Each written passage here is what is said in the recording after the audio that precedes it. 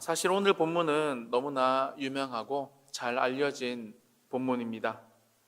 이스라엘 백성들이 출애굽하고 난 후 이 광야의 여정 가운데 호렙산이라고 불리는, 다른 말로 신의 산이, 이렇게 이스라엘 백성들과 모세가 도착하게 됩니다. 여기서 모세를 통해 이스라엘 백성들은 하나님과 새로운 언약을 체결하게 되죠. 쉽게 말해 출애굽한 이스라엘 백성들이 이제부터 하나님의 백성으로 어떻게 살아가야 하는가에 대한 구체적인 지침이 오늘 우리가 읽은 십계명에 잘 나와 있다는 말입니다. 특별히 우리가 읽은 이 본문 1절부터 11절까지는 십계명으로 따지면 첫째 계명부터 넷째 계명까지 내용, 즉 하나님과 우리 인간 사이에 지켜야 할 내용으로 구성되어 있습니다. 저는 여러분이 설교를 하다 보면, 특별히 이 새벽기도 설교를 준비하다 보면요, 너무 뻔한 본문을 만날 때, 누구나 다 알고 있는 내용을 만날 때, 그것도 이 본문을 10분 안에 조리 있게 설교해야 할 때 참 고민을 많이 하는 것 같습니다. 그러다가 어제 오전에 이 아내 직장이 월미도 근처인데요, 월미도 바다에 이 차를 세워두고 한참을 오늘 본문을 묵상해 보았습니다. 그러다가 최근에 있었던 일이 생각났습니다. 제가 고향이 경상도인데요, 고향에 계신 어머니께 제가 횟수로는 전화를 조금 더 많이 드리는 것 같습니다. 하지만 이제는 알고 있습니다. 저는 일주일에 2-3번 전화를 드리지만 어머니는 아들 목회한다고, 목회 방해되지 않게 하려고 배려해서 수십 번 하고 싶은 전화를 한두 번 저한테 한다는 것을 말이죠. 어머니가 전화가 오시면 늘 저에게 이렇게 물으십니다. 경상도 말로 밥은 묻나? 할 말이 왜 이렇게 없으신지 어머니는 늘 밥은 묻나? 그리고 종종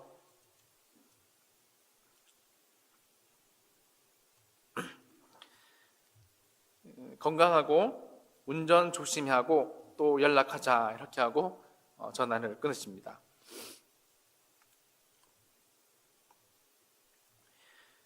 이 생각을 갑자기 하는데 제 머리에 이 사실이 스쳐 지나가더라고요. 오늘 이 십계명의 말씀도 어쩌면 저희 어머니가 저에게 늘 하던 말씀과 같은 이치가 있다는 것을 말이죠. 예수 믿는 사람 중에 여러분 이 십계명의 내용 모르는 사람 누가 있나요? 다 알고 있습니다. 하지만 어머니가 저에게 밥은 묻나, 건강하고 운전 조심히 하고가 이 문자 그대로가 아니라 밥은 먹었는지 운전을 잘하고 있는지가 궁금해서 물은 것이 분명히 아닐 겁니다. 어머니의 말씀을 재해석하면 이런 말이 되겠죠.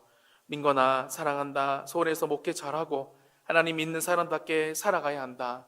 우리는 천국 백성이다. 그러면서 오늘 본문 안에 있는 이 하나님의 마음이 더 많이 느껴지기 시작했습니다.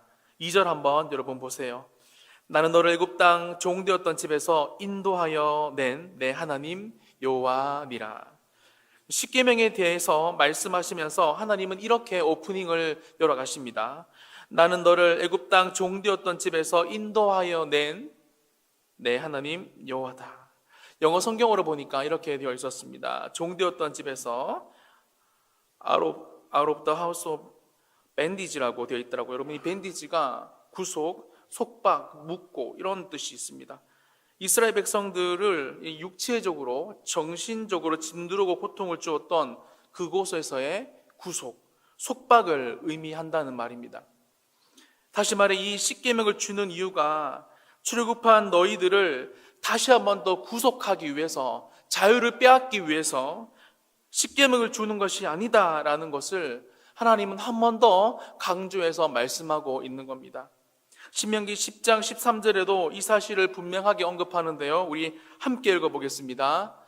내가 오늘 내 행복을 위하여 내게 명하는 여호와의 명령과 규례를 지킬 것이 아니냐. 여러분 그렇습니다. 하나님께서 우리에게 율법을 주신 이유, 오늘 본문의 십계명을 주시고 지키라고 명령하신 이유는 저와 여러분의 자유를 빼앗기 위해서가 아니라 오히려 자유를 주기 위해서, 저와 여러분에게 행복함을 더 많이 주기 위해서 하나님의 말씀을 지키라고 명령하고 계시다라는 거예요. 시간이 없어서 다 읽지는 못하겠지만 여러분 3절과 6절 말씀도 그런 마음으로 한번 읽어보겠습니다. 나는 나 외에는 다른 신들을 내게 두지 말라. 너를 위하여 새긴 우상을 만들지 말고 또 위로 하늘에 있는 것이나 아래로 땅에 있는 것이나 땅 아래 물 속에 있는 것에 어떤 형상도 만들지 말며 그것들에게 절하지 말며 그것들을 섬기지 말라. 나 내 하나님 여호와는 질투하는 하나님인즉 나를 미워하는 자의 죄를 갚되 아버지로부터 아들에게로 3, 4대까지 이르게 하거니와 나를 사랑하고 내 계명을 지키는 자에게는 1000대까지 은혜를 베푸느니라. 아멘. 오늘 본문의 결론이 이래요. 2절에 나오는 이 인도하심과 8절과 11절에 나오는 거룩이라는 단어입니다. 다시 말해 쉽게 설명드리면 내가 너희를 이곳까지 인도한 이유, 이 십계명을 주는 이유가 뭐냐면 나의 인도함을 너희가 받으려면 하나님의 백성답게 거룩해야 한다. 그리고 나는 너희들을 진짜 사랑한다. 사랑하기 때문에 너무너무 질투한다. 그래서 안식일에 아무 일도 하지 않아도 기적적으로 나를 믿는 너희들에게는 복이 임하고 그 복을 전능한 내가 주는 거다. 말씀으로 창조한 내가 주는 거다. 없는 것에서 있는 것으로 부르는 전능한 내가 너희들에게 베풀어 주는 거다라고 하나님이 말씀하고 계시다라는 겁니다. 존 칼빈도 그의 십계명 설교에서 이런 말을 했습니다. 십계명은 하나님께서 이스라엘 백성을 애굽의 노예에서 구원하시고 주신 참되고 영원한 의의 규범이다. 보세요. 그것은 하나님의 은혜와 감사에 기초하고 있다라고 그는 말했습니다. 말씀을 마무리합니다. 어머니 이야기로 시작했기에 어머니의 이야기로 맞춰보겠습니다. 지난 3월 1일 대전에 사는 동생 집에서 온 가족이 오랜만에 함께 모여서 만나고 식사를 했습니다. 점심을 먹는데 삼계탕을 시켰거든요. 저는 배가 고파서 동생 집에서 일어나자마자 삼계탕을 허겁지겁 먹었는데 동생이 식사하시는 어머니를 보고 묻습니다. 엄마, 잘 안 보이세요? 고기 발라줄까? 이제 저희 어머니가 노안이 심하시고 눈이 좀 많이 안 좋은 것을 동생은 이미 알고 어머니가 젓가락질을 몇 번 되풀이하니까 물었던 것이죠. 확실히 애를 낳아야 어른이 된다라는 말을 실감하는 순간이었습니다. 사랑하는 여러분, 저는 이 말씀을 드리고 싶어요. 우리가 어른이 된다는 것은 보는 관점과 생각, 행동이 달라지는 것 같아요. 먹고 싶은 사탕과 초콜릿만 먹으면 입만 썩고 건강해지지 않는다는 것을 어른이라면 모두 다 알고 있는 것 같아요.